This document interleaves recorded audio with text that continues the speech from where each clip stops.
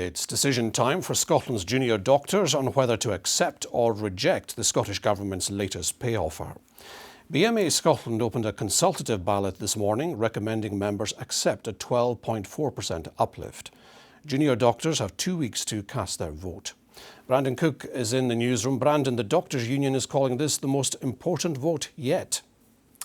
Yeah, and I don't think that's an exaggeration on their part, Norman. The BMA and the Scottish Government have been back and forth, thrashing out a deal for well over a year now.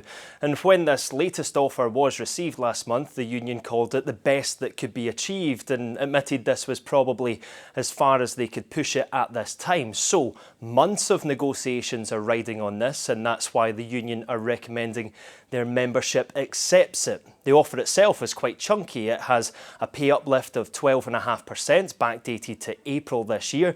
But crucially, it also has a pathway towards what the union is calling pay restoration.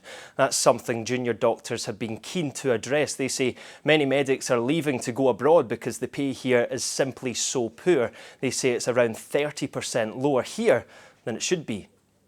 There's recognition that this is the first step on a path towards pay restoration, and that must be achieved to show that junior doctors are valued in the NHS. But it does represent a big compromise from the BMA, and our end goal isn't changing. We still need doctors' pay to be restored to the levels that they were in 2008 to keep doctors in the NHS so that people in Scotland can get the pay that they deserve. Not everybody is happy with this offer, but a lot of members recognise that this is a good first step. So I hope that this is accepted and we can move forwards.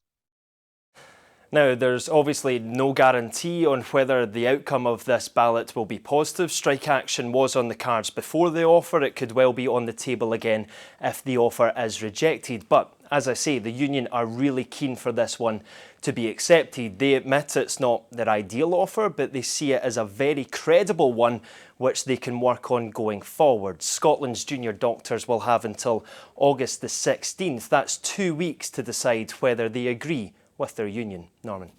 Brandon, many thanks.